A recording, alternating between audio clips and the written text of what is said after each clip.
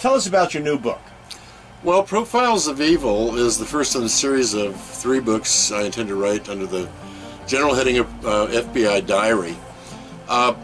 Profiles of Evil really takes about a 5-year slice out of a 30-year law enforcement career. And what it does is, in 3 parts, it starts out with some of the things an FBI agent does in the normal course of his job, because few people know what that is. Then the next part is the process of being selected as a profiler for the FBI. And that part of that that's important, I think, is what's done in the book is that I take people right through the training, or part of the training, at the FBI Academy by the Behavioral Science Unit, which is somewhat renowned for movies such as Silence of the Lambs.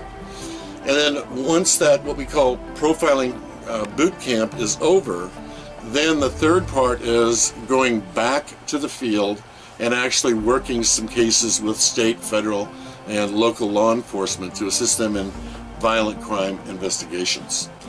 So Pete, I understand that you were a professor before you recently retired. That's correct. Tell us a little bit about that. Okay, I retired from the FBI in actually December of 1999, and then immediately got a job as a college professor teaching criminal justice classes, State College in Colorado, and did that for 13, 14 years before I finally retired. I was teaching advanced criminal investigation, and in fact, I essentially invented a class on criminal profiling, which I taught for 8 or 10 years at the college as well. So you have a pretty good background in the criminal justice field. I do. After 30 years in law enforcement, then I received a bachelor's degree in criminal justice. I received a master's degree in criminal justice and criminology, so I'm kind of a criminologist, and I also received a second master's degree in related topics. So yeah, I guess I look at myself as a bit of a criminologist, I'd say. And you've had experience as a firearms instructor, a criminal profiler, and also an interesting thing, hostage negotiator. Yes. Yeah, I was very fortunate. The FBI was very considerate in training me in some very high-profile things. Being a firearms instructor certainly was something that was very prestigious. Being a hostage negotiator and trainer, and firearms instructor trainer as well. And then probably the highest, I guess, award that was accorded me was ultimately becoming a criminal profiler, and that was really a highlight of my career. Tell us a little bit about the FBI Diary. Well, as I mentioned, it's a kind of a 3-part book, because I think a lot of people have no clue what FBI agents do in their job, and perhaps some of them think, well, if I don't know, they don't do anything, but anything's, that's the farthest from the truth you could get.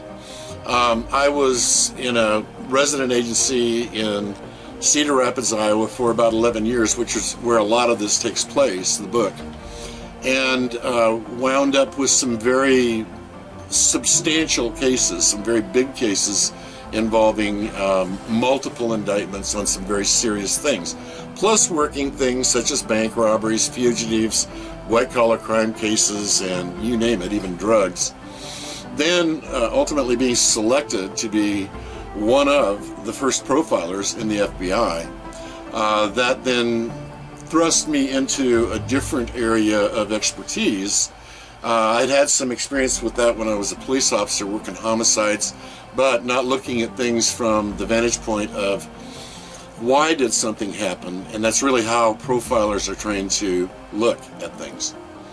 So you've done investigations into serious and violent crime, and you've assisted local and state law enforcement officers from cases to sexual assault to homicide. Right. Lots of them. Yes. And you chronicle lots of those in your book. Can you give me an example of 1 or 2 of those? Well, I chronicle, I don't know, a half dozen of those in the book. I'll take a couple of them.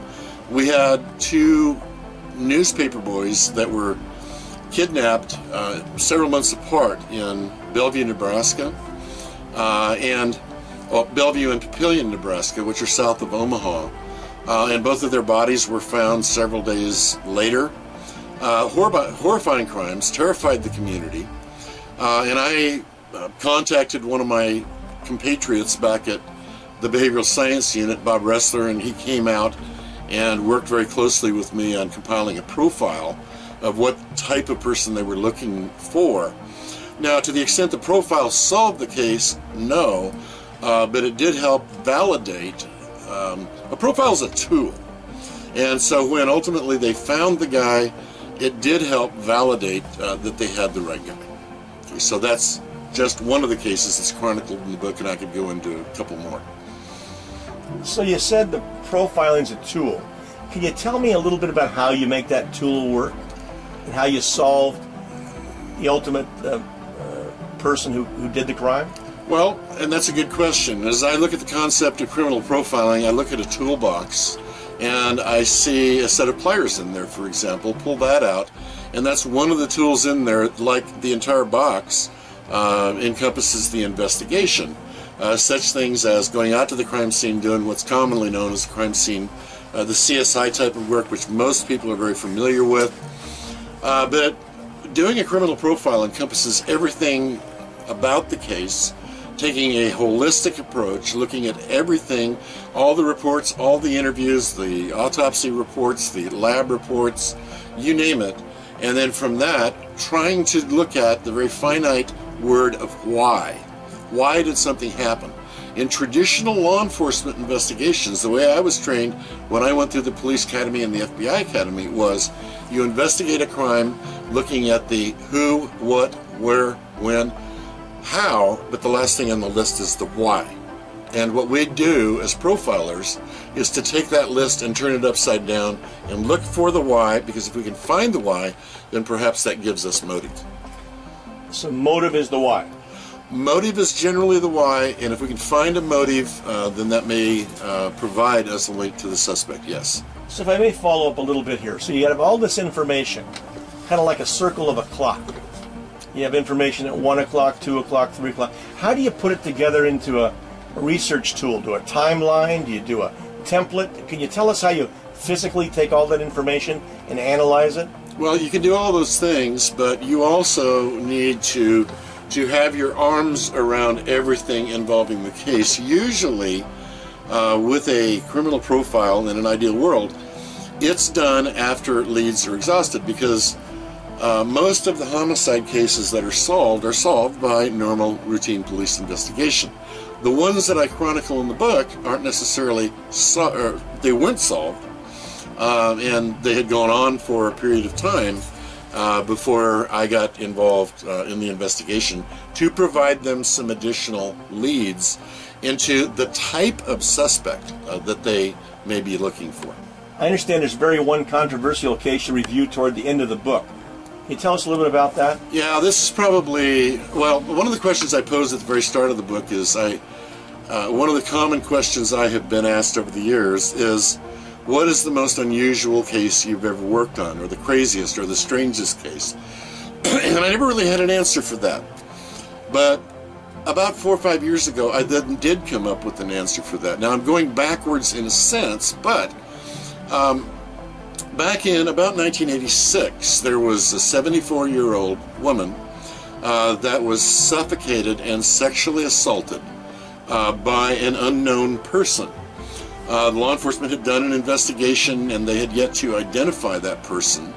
So they contacted me, and I believe the case was a couple of weeks old at that point, and they had no clue who their suspect was. So I came over to a small town in Nebraska, and right off the bat, the guy said, well, let us tell you about our suspect. And I said, no, time out. I said, let me have all of your materials, and then let me tell you about the suspect. That's my job. That's what I do.